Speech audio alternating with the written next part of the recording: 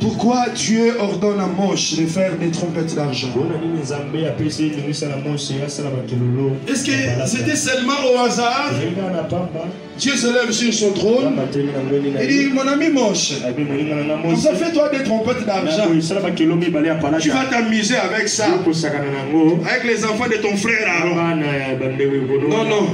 Dieu savait le pourquoi. Alléluia. Amen. Alléluia. Amen. La Bible déclare l'ancienne alliance et l'ombre des choses à venir.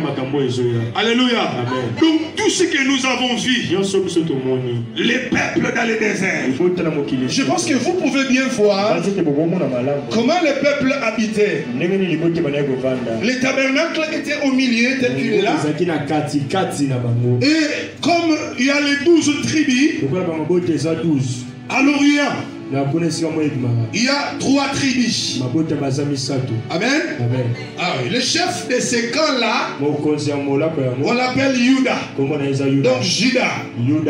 Donc à midi, c'est-à-dire au sud, il y a 3 tribus. Au nord, il y a 3 tribus. Donc à l'Occident, il y a 3 tribus. C'est comme ça que le peuple campait. Donc il campait dans l'ordre. Maintenant l'Éternel dit, quand vous sonnerez la trompette sans éclat, c'est pour la convocation de peuple. Alléluia. Amen. Pourquoi il convoquait le peuple? Afin qu'ils viennent écouter Moïse. Parce qu'à ce temps-là, la bouche autorisée, c'était Moïse.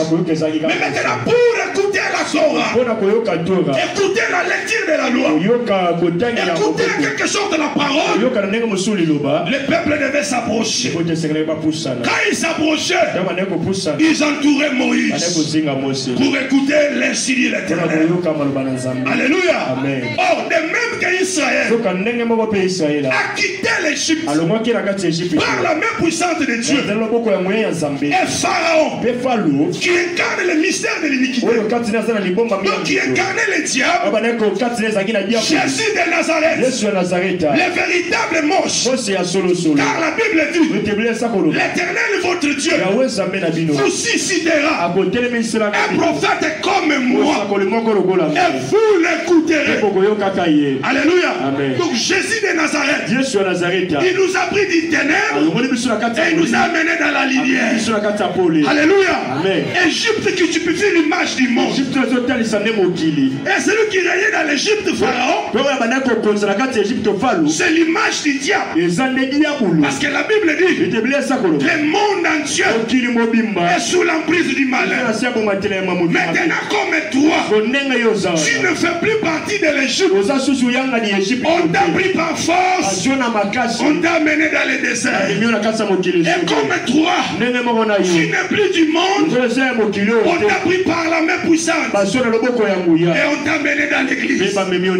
Alléluia. Amen. Donc maintenant tu es dans l'église. Et dans l'église, quand on vous prêche la parole, c'est l'image de la trompette sans éclat. Une façon de vous réunir tout autour de la parole. Alléluia. Amen. Nous sommes au temps où le peuple de Dieu, où les chrétiens doivent rester au pied de la parole. Parce que nous sommes au temps du soir, au temps de la confusion spirituelle. On ne sait plus qui est dans le vrai. Alors la bonne solution, restons au pied de la parole. Restons tout autour de Moïse. Restons tout autour de Moïse. Or le Moïse dont je te parle, c'est le corps. La Bible déclare, là où sera le corps, s'assembleront les aigles. Et toi tu es un aigle. Et à l'église de Dieu, il y a le corps. Il y a le corps de la parole. C'est ce que tu manges. Alléluia. Alléluia. Alléluia. On te donne le pain rompu. Et on te donne le vin de l'esprit. Tu n'auras pas ces choses ailleurs. Mais c'est à l'attente d'assignation. Alléluia. Or la dispensation de l'attente d'assignation C'est l'image de l'église. Parce que c'est ici que vous trouverez la table de pain de proposition. Où il y a 12 pains de proposition. Qui symbolise l'image des enseignements apostoliques. Éphésiens chapitre 2 verset 20. Vous êtes fondés sur les enseignements des apôtres et des prophètes. Et Christ lui-même, il est la pierre angulaire. Alléluia. Amen. Et toutes ces choses, c'est devant la tente d'assignation. Mais il faut faire attention. Parce que tous les sons que vous entendez, ce ne sont pas des trompettes. Somme chapitre 89 verset 16. Chapitre 89 verset 16. Frère, tu peux lire ça. Somme chapitre 89 verset 16. Est-ce que tu peux acclamer pour le Seigneur là où tu es? Acclame Jésus. Somme chapitre 89 verset 16. Il y avait le peuple qui connaît le son de la trompette. Ok, continue. Il marche à la clarté de ta force, éternelle. Donc, le peuple qui connaît le son de la trompette. Donc, en connaissant le son de la trompette, tu marcheras à la clarté de la face de l'Éternel. Je peux ajouter pour dire, le peuple qui connaît le vrai son de la trompette. Parce que nous sommes au temps où il y a les choses semblables. Les choses comme si la philosophie, comme si ce sont les sciences des hommes, maintenant qu'on dit que c'est la parole. Non.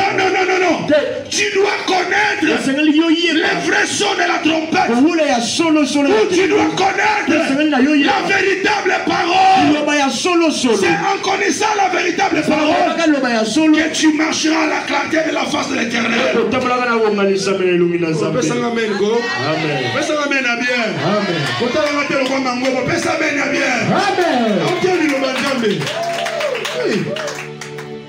Donc en connaissant le son de la trompette, on marchera à la clarté de la face de l'Éternel.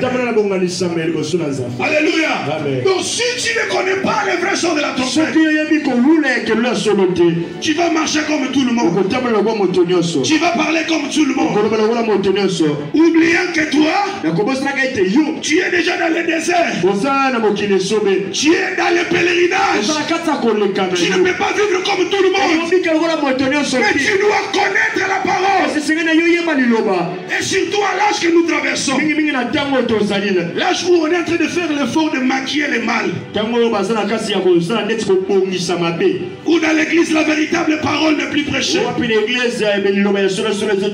où les gens veulent qu'on puisse les masser, quand on les amène la parole de Dieu, c'est comme si vous êtes en train de leur donner des piqûres.